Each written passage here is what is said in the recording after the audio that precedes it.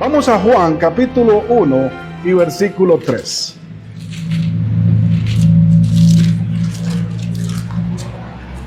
A veces el cerebro lo engaña a uno. Va diciéndome más cosas, van a más velocidad que mi lengua. Entonces me quedé trabado. Juan capítulo 1, versículo 3. Es la primera obra que vamos a ver, que es la obra pasada de Cristo. Para poder entender el cristianismo en Cristo, vamos a entender las obras que Él ha hecho.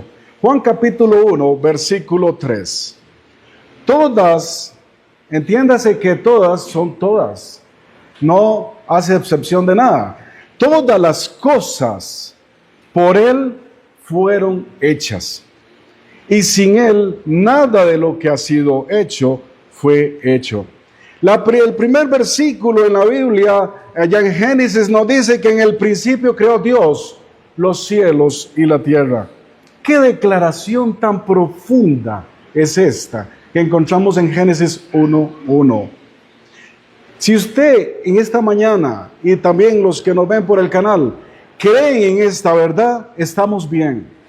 Pero si usted y yo no creemos en Cristo, que Él fue junto con su Padre y el Espíritu Santo, que crearon todo lo existente, entonces no creerás en el resto del libro. Y no puedes creer en el resto del libro, porque si no tienes la capacidad de entender que en el principio creó Dios todo, no puedes entender la Biblia completa. Como algunos que dicen que es que la creación se hizo por una explosión, que otro por esporas, que por el Kabum y por todo, un montón de teorías. Tienes que creer que el principio creó Dios los cielos y la tierra.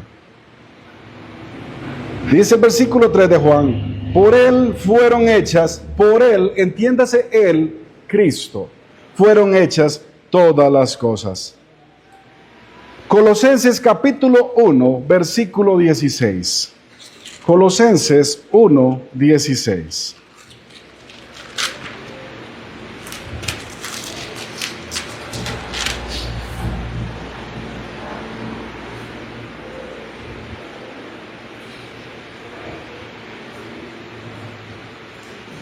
Porque en Él fueron creadas todas las cosas.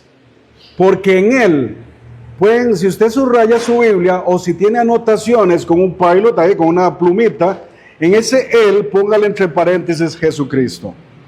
Porque en Él fueron creadas todas las cosas, las que hay en los cielos y las que hay en la tierra, visibles e invisibles, sean tronos, sean dominios, sean principados, sean potestades.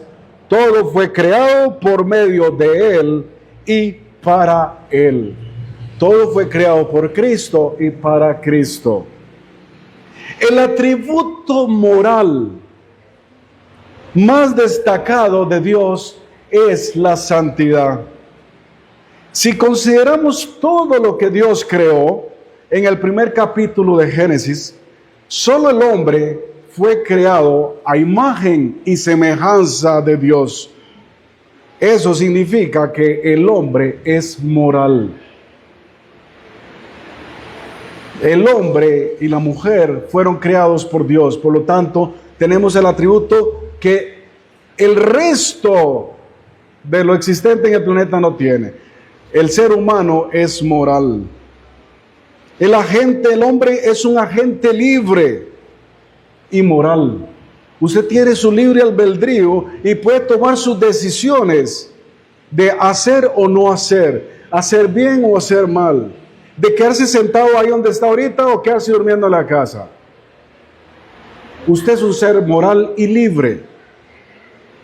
En cambio, las montañas, los ríos, los elefantes, los perritos, los gatos, los planetas no son morales y no pueden tener comunión con el Creador.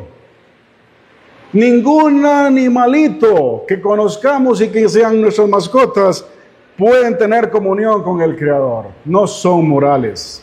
Solo usted y yo somos morales. Por lo tanto, tenemos un alma, una conciencia a la que le debemos dar cuentas al Señor.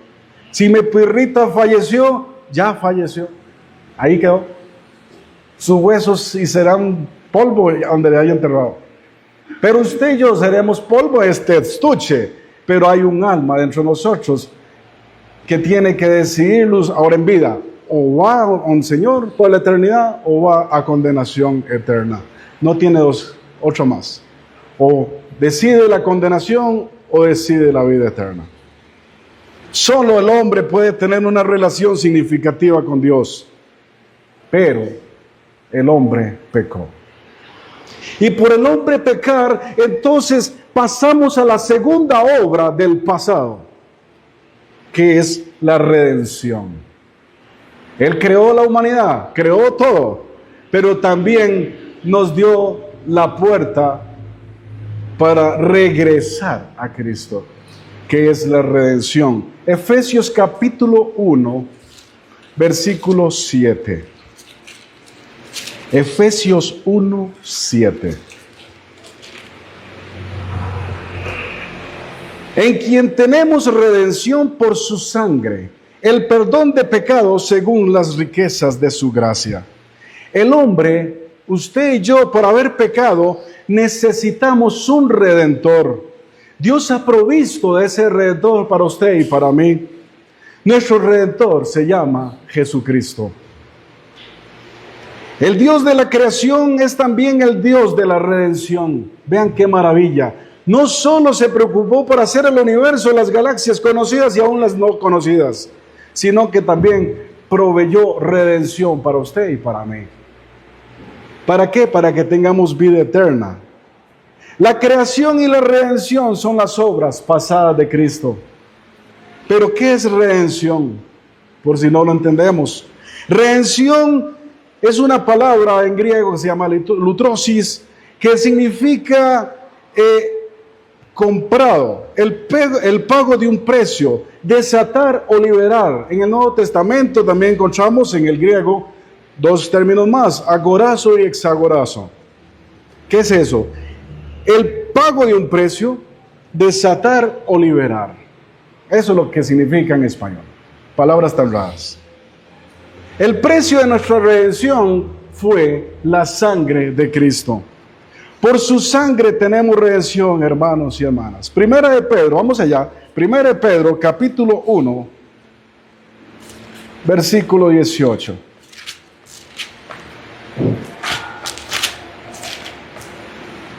Primera de Pedro 1, 18 y 19.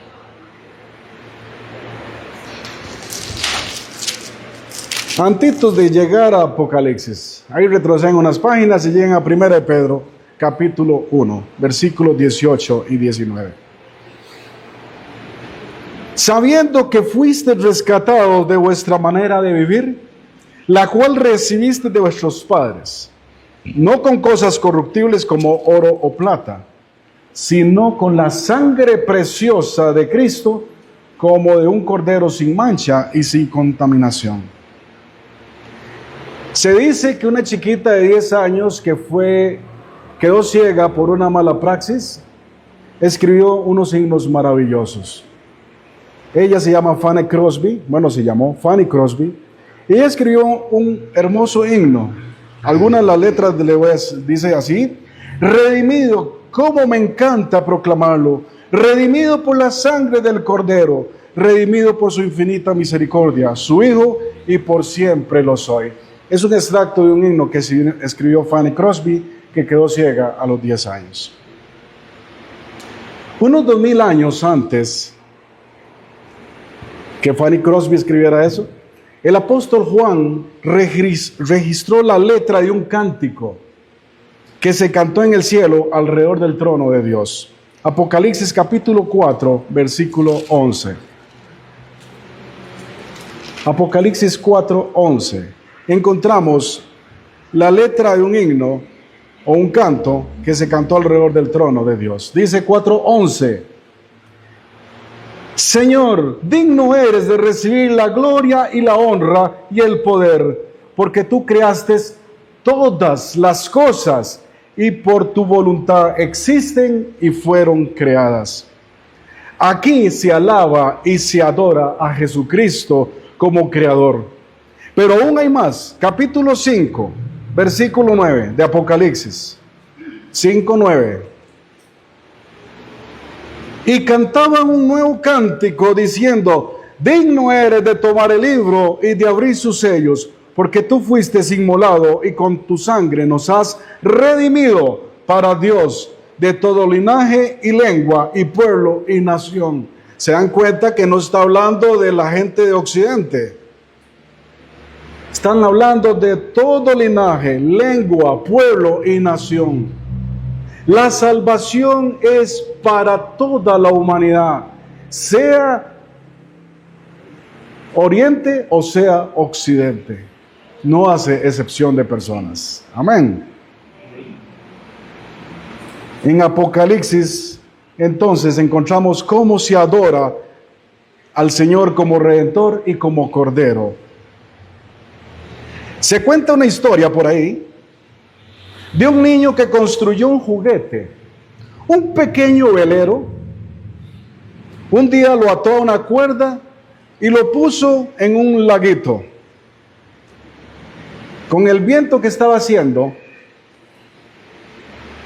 la cuerda se rompió y el velero se alejó a la deriva. El barquito se fue y el barco se perdió. Más tarde, el niño, mientras pasaba por una casa de empeños, vio su barco en la vitrina. Lo reconoció. ¿Por qué creen que reconoció al barquito que estaba en la vitrina? Porque lo hizo. Por eso fue que lo reconoció. Entonces el niño, muy contento, se metió a la casa de empeño y le dijo al Señor: ese barco es mío, quiero llevármelo. Y el Señor le dice: sí, pero páguelo. ¿Cómo páguelo? Si el barco es mío. No, el barco es mío. El vendedor lo tenía en su vitrina, era el vendedor. Si el niño quería su barco, tenía que pagar un precio por él para que regresara a él. Entonces el niño se fue para su casa, quebró el chanchito, sacó la plata y se fue de nuevo para la casa de empeño. Y el niño hizo tal como le pidió el Señor. Pagó el precio y el barco era nuevamente suyo.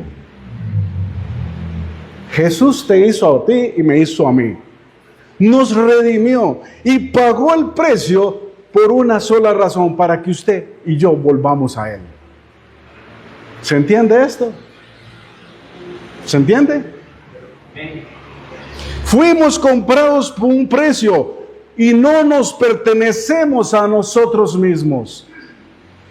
Podemos ser barquitos a la deriva, pero viene Cristo con su sangre y nos compra para que volvamos y ya no estemos a la deriva, sino que todas nuestras acciones sean fundamentadas en esa redención por ese precio que Él pagó en este lugar. Obra actual. Ya esas son las dos cositas que vamos a ver de la obra pasada. La obra actual. ¿Qué está haciendo Cristo en este momento?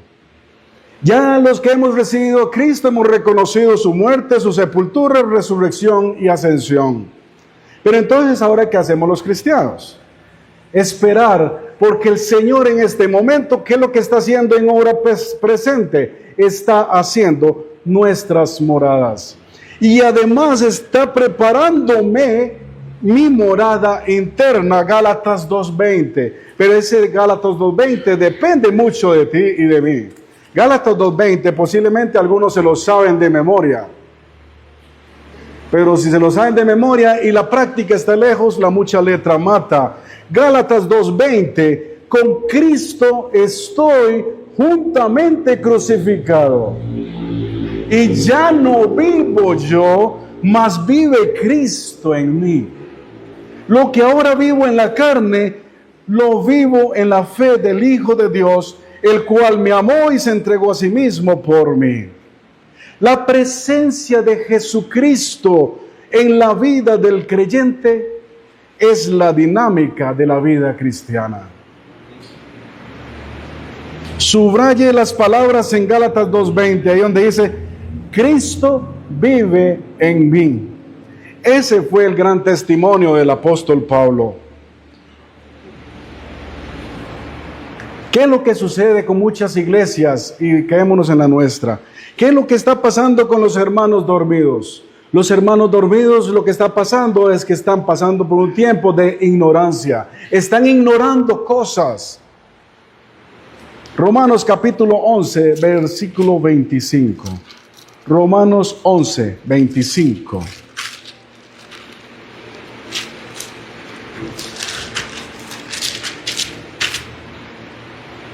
Porque no quiero, hermanos, que ignoréis este misterio, para que no seáis arrogantes en cuanto a vosotros mismos, que ha acontecido a Israel endurecimiento en parte, hasta que haya entrado la plenitud de los gentiles.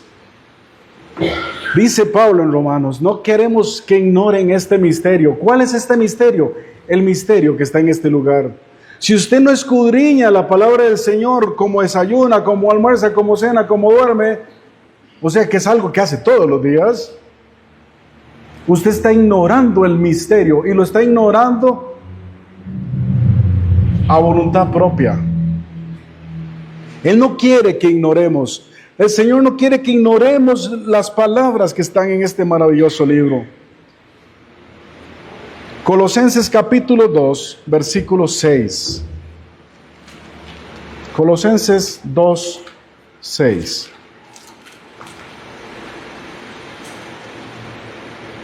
Por tanto, de la manera que habéis recibido al Señor Jesucristo,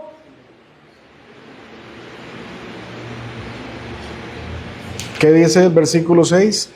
Por tanto, de la manera que habéis recibido a Jesucristo, andad en Él. Si ya usted y yo recibimos a Cristo como Salvador personal, lo que nos queda de ahí en adelante es caminar en Él. Si no estamos haciendo eso, entonces ¿a cuál Cristo recibiste? Si tu vida diaria es ver a las personas por encima del hombro, o ni siquiera ver a quien estás pisoteando, no estás andando en Cristo. ¿Cómo recibiste a Cristo? Por fe. ¿Cómo debes de andar? Por fe. Entonces, resumen, lo recibiste por fe y vives por fe. Eso es lo que hace un cristiano. Lo recibiste por fe y ahora es de caminar por fe. ¿Por qué por fe? Porque la fe es la certeza de aquello que se espera, de aquello que no se ve. Hebreos capítulo 11, versículo 1. Cada uno de ustedes está en esta mañana en este lugar porque está con la esperanza puesta en Cristo de que si Él en este momento, al ser las 10:40, viene el Señor, este lugar queda vacío. Esa es la esperanza de los que estamos aquí adentro. Un montón de ropas tiradas porque todos estamos listos para la presencia del Señor. ¿Sí?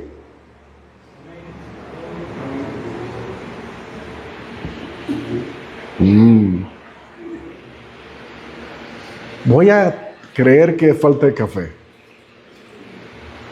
Tenemos que estar seguros de nuestra salvación.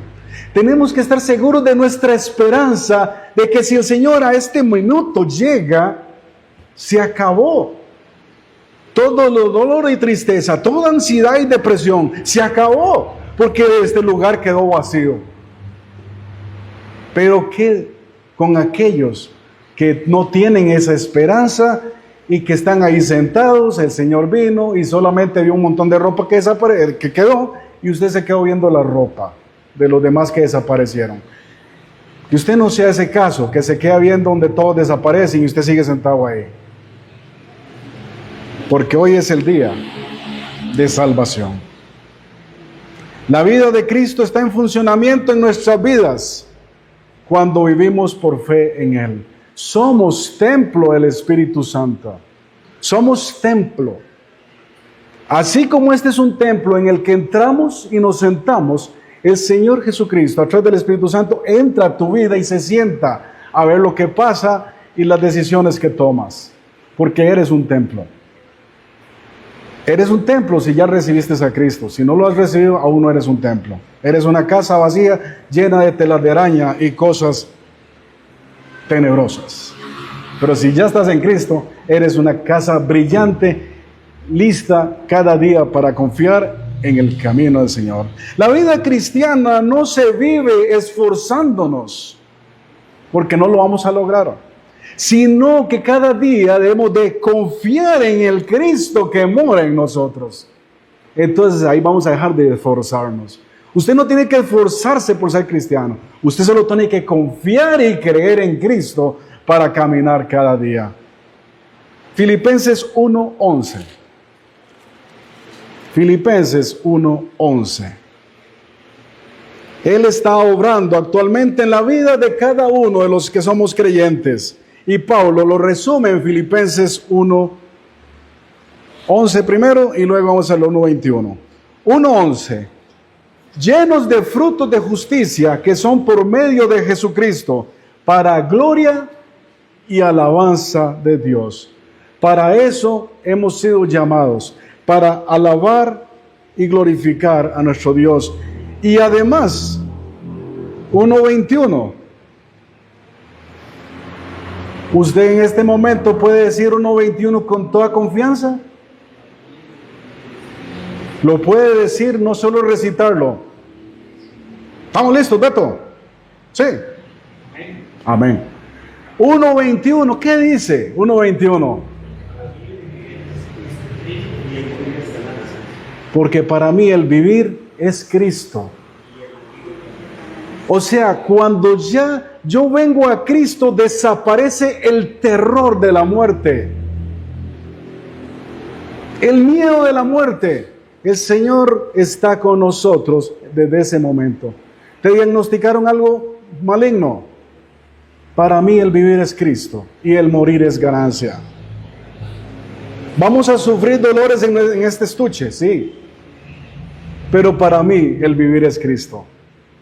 Y cualquier enfermedad es ganancia. ¿Por qué es ganancia cualquier enfermedad? Porque me va a aferrar más a mi Señor Jesucristo.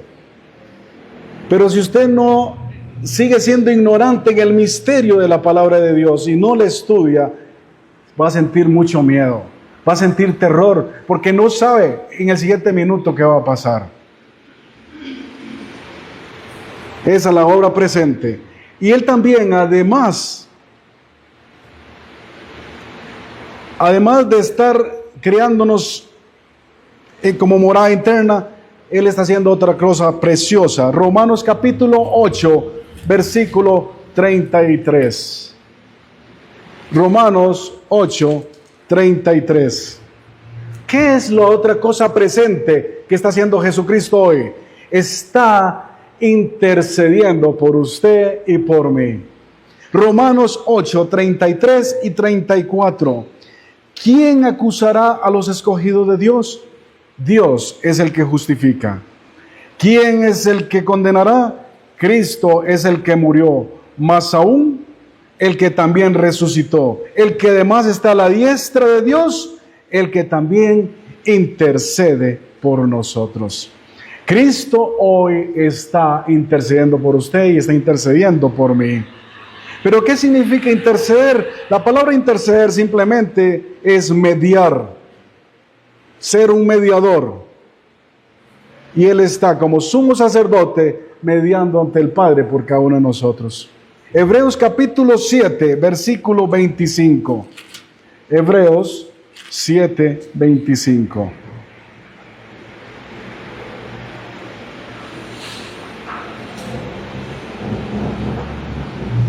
Por lo cual puede también salvar perpetuamente a los que por Él se acercan a Dios, viviendo siempre para interceder por ellos. Qué hermosa palabra. Hebreos capítulo 7, versículo 25.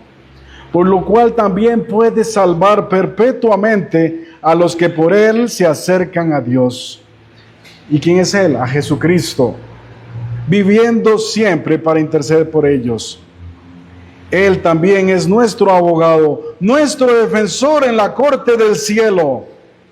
Preste atención a 1 Juan, capítulo 1, capítulo 2, versículo 1. Primera de Juan, muy pegadito a Apocalipsis. Primera de Juan, capítulo 2, versículo 1.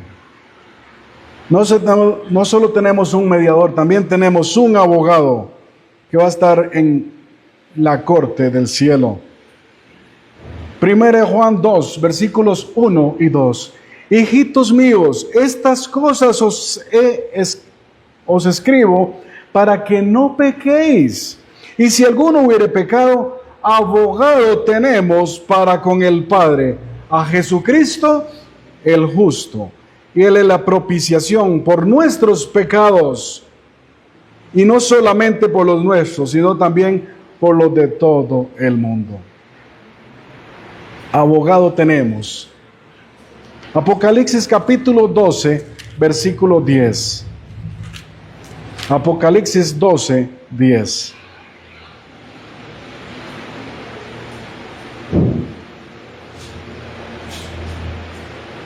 Entonces oí una gran voz en el cielo que decía: ahora ha venido la salvación, el poder y el reino de nuestro Dios y la autoridad de su Cristo, porque ha sido lanzado fuera el acusador de nuestros hermanos, el que los acusaba delante de nuestro Dios día y noche. ¿Se dan cuenta cómo ya se formó la corte? Hay un abogado y un fiscal acusador. ¿Entendemos la idea? Satanás es el acusador de cada uno de los hermanos en Cristo. En otras palabras, si lo vemos en una corte, Satanás es el fiscal, el que presenta los cargos contra los elegidos de Dios. El cristiano que ha pecado es el acusado en la corte del cielo. Satanás se presenta ante el juez y dice: este miserable que está aquí ha pecado y ha quebrantado tu ley. La paga del pecado, por lo tanto, y él viene y le recuerda a Dios. Por tanto, la paga del pecado es muerte. Romanos 6, 23. La paga del pecado es muerte. Y por lo tanto, Señor Dios, le dice a Satanás, él merece morir.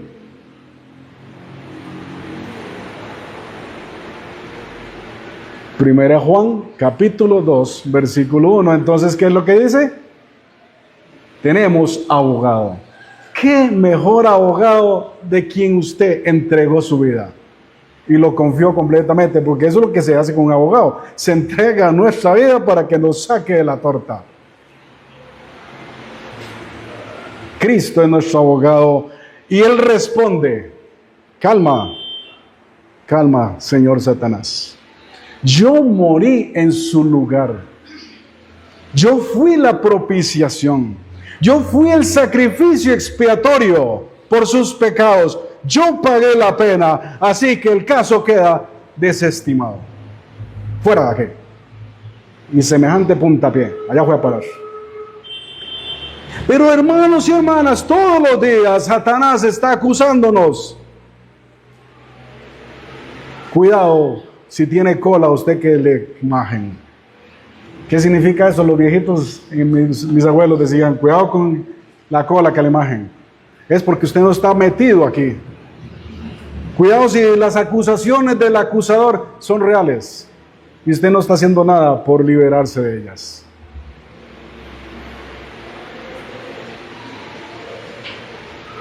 Pensemos y reflexionemos en esta mañana en estas cosas que hemos visto, en la obra pasada y en la obra presente.